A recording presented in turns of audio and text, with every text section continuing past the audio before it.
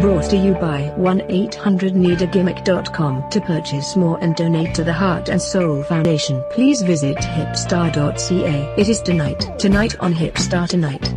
Get out of here right now. That's right. You got to put it in. 2017. Friday. It is a Friday. You know what? Friday.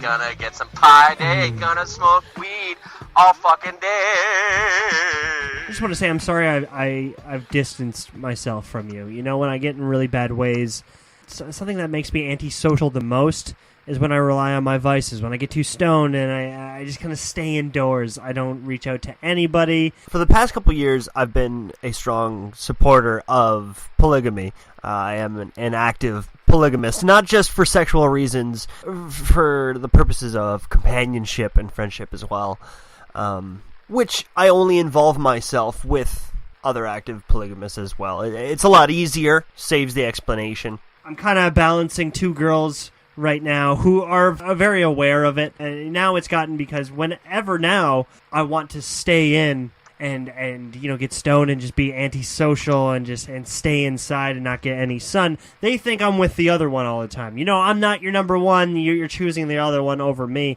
And baby, that's not true. I still love you. There's things that she offers that you don't offer me, and then you offer me that she doesn't offer. But sometimes my miserability offers me something that nobody else can. So just let me be alone sometimes. You know? Yeah. You know, I got in a fucking argument with my chick over the weekend because I just bought some new nug from the Mohawk territories. I found a dispensary out there that I'm really happy with. Nice. And I don't know. I caught her stealing at least half of my weed, and I guess we're in a relationship, but I want the weed more than I want her. I fucking snapped. I was like, you could at least fucking ask before you take my stuff that's high end from the dispensary, $12 a fucking gram, and you're gonna just take it and burn it for what? For you? Well, you know, relationships rely on that all the time, man. I can't count the amount of times I used to take Jackie smokes before I'd leave, you know? I'd take some smokes knowing that I couldn't afford to buy a pack coming up. So maybe that's the case with her. I mean, maybe this is why we get in relationships, because, you know, she might have some cool dude shirts that I might get to wear in the future. I mean, we just, you know, we all get in relationships just to steal shit off each other. That's the way it goes. My chick spends money like fucking water. Just in 2 days, I bought like $75 in groceries. That was the bare minimum we needed, but still $75. Like, you know, when I used to do broadcasting for fucking Rogers, that I would have to pay out of my own wallet to get it there, so I would need that $75 just to do commentary. Well, yeah. Just to say I was on Rogers, and now I'm spending it on fucking groceries, tampons, fucking all kinds of shit. Hey, man. And what? I'm gonna keep on going to work, keep on breaking my fucking back, keep on just at the end of the day getting yelled at, having a fucking, we're gonna have fucking sloppy joes tonight, I guess. Yeah. Like, so you can spend my money, and I come home to this hellhole. Exactly. And then I look, and I turn on the fucking internet, and I see how everybody's happy, and I'm the only one miserable. Yeah. People are doing fucking DDP yoga with smiles on their faces, stretching around on the floor. Well, like, I don't have time for this shit, because I gotta work all the time to be treated like shit. And I think a lot of us are in a vicious cycle like this. I don't think that we care to put it out there. I don't think we care to talk about that, especially if we're in the indie business, because we all think we're fucking stars. We don't want to sit there and open up to people about how our real lives are going. Our real lives in a lot of these cases are we're living in a fucking basement with a fucking podcast sitting in the corner trying to get some wrestling news going. That's exactly what I'm doing. That's you know, it's true, because people have caught on to knowing that the people that always talk shit, the Davins, are just intolerable. They're absolutely, nobody wants to put up with that shit or have that on their friends list. People who only use the internet for negative speech have no place on the internet anymore. So they all put on fake smiles, you know, hey guys, thanks to all of my subscribers, you know, today I'm going to be playing DDP yoga, you know, I am just so positive energy. I'd like to thank my new sponsor. Here's a new cleanse where you just take tea leaves and toilet paper, you just shove it up. You know, it's fake. It's a fake charade, a gimmick that we put in front of you to make it seem like I'm really a good guy. Nothing's wrong with me. I have no emotional problems. Everything is cool in my life, and here's how cool of a guy I am because of it. You know, it's wrong, and that's why people take our show the wrong way, is because we just let it out too much. I'm not afraid to tell you what I feel of Hutch now, because it needs to get out somewhere. The internet holds everything else. It needs to have a little portion for this as well. And that's what my show's doing.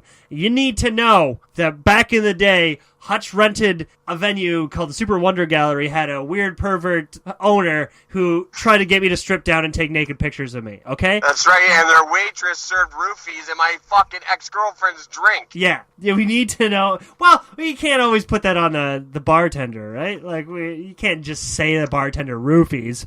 That's just an assumption, you know? There's many, many candidates at an indie wrestling show that are very capable of roofying. We can rule me out. Trust me, I can't afford to buy those kind of drugs. But there is some people that can.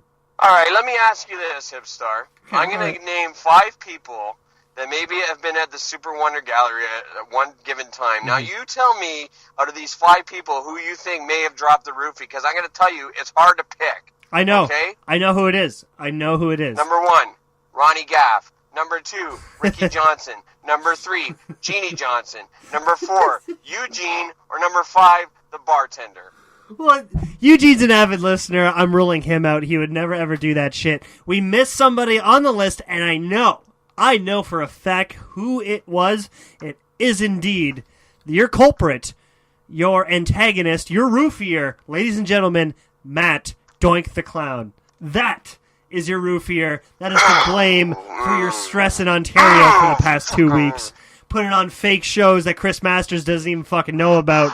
Puts Josh Alexander on a poster of his hometown because he knows he's the hometown boy. Doesn't even ask him first for the booking. And then Josh Alexander has to find out, like, oh, I'm on this poster. I guess I'll still do it because I don't have any work and I'm a nice guy. What a despicable doink. Worst of the doinks. And, there's been some good doinks. I don't think you should be too hard on Doink. And the reason I don't think you should be too hard, although he ripped the fans off, although he left a black guy, there is one. Mm-hmm. And I mean one good thing. And one over babyface that took care of the whole situation. And that man's name is Hutch Henry's. Yeah. Because out of all of this, we're getting a free show down at the Rock Pile. The death, the rebirth of the death of Hogtown Pro. I mean, Chris Masters completely won't be there, free. Thanks to Matt Garrett, and thanks to Matt Garrett's sponsor, Hutch Henry's. Thank you, guys. In my time, especially Jay, that was the ongoing joke. We've watched so many doinks of our times. I think, personally, my favorite was Matt Ayers, back when Matt Ayers used to do it. One of the finest, most crowd interactive doinks I've ever seen. Matt Garrett put absolutely no charisma into it, and he was really just a hobo in overalls. Really, it just it looks like it.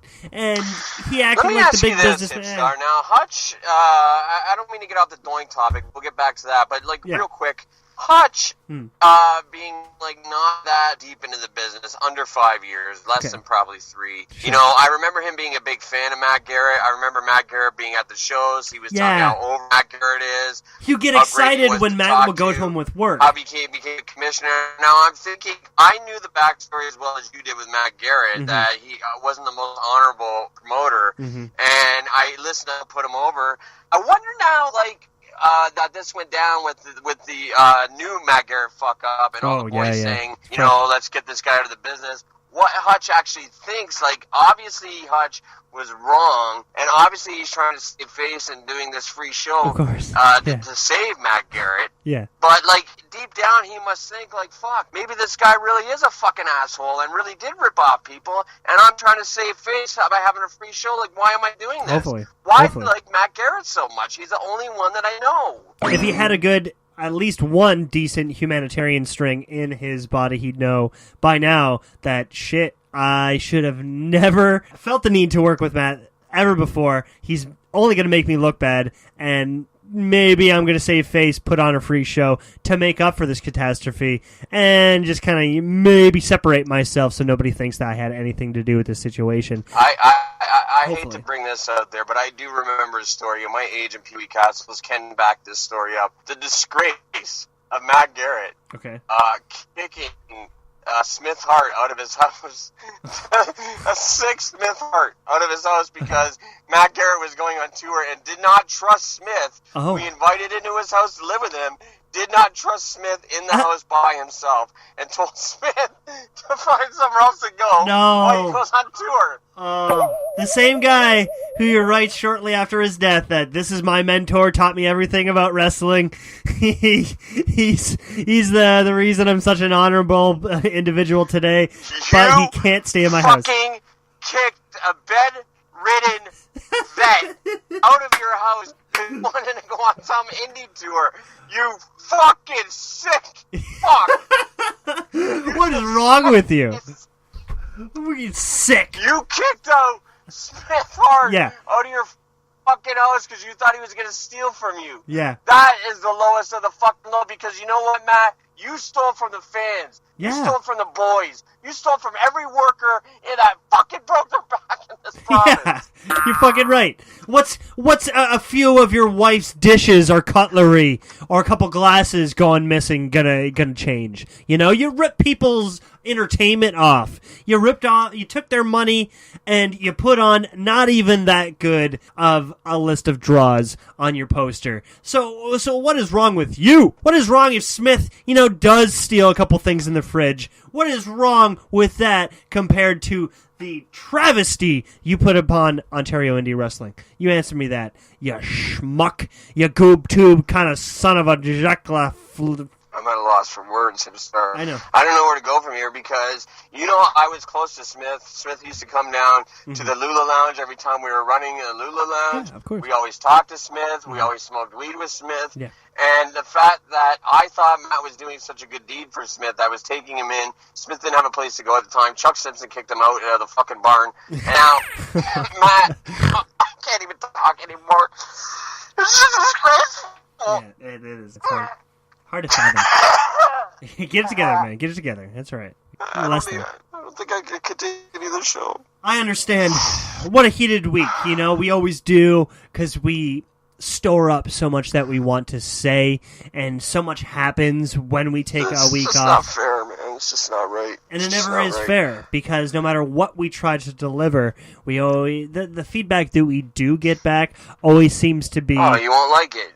No, nobody will like it. Exactly. Nobody cares about us. Nobody likes us anymore. The main concern is why are you mentioning my name and they will not put together or acknowledge the info, the details, the context being attached around their name, to their name, and why we are bringing it up. And that's the problem.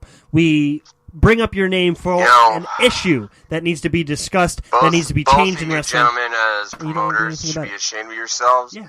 Both of you gentlemen have put a black eye on this province as far as running wrestling promotions. Yeah. You've lied to the public, you've lied to the fans, you lied to the boys, and you lied to the workers. And I'm talking about Matt Garrett as well as Hutch Henry because a lot of times I've been shorted on pay, and a lot of the boys have been working off the buddy system for far too long. Yeah. And the fact that you're going to turn on my performance, my creative art, being this podcast, and say that you don't like it after I've been working with you for 3 fucking years, 4 years, and being a solid bro that you called up daily to figure out how guys get paid, what to do, everything, and try to I think you should have your promoter card taken from you because you both make me Akistar Akis and the wrestling clique. I hope we will learn something today. I think we did. I think that we realized DTA. Behave yourself maybe too. But don't trust anybody. Be careful. If somebody tells you a little tidbit, a little snippet of why this guy isn't somebody you want to do business with, be weary. Stay away. Don't get involved right away.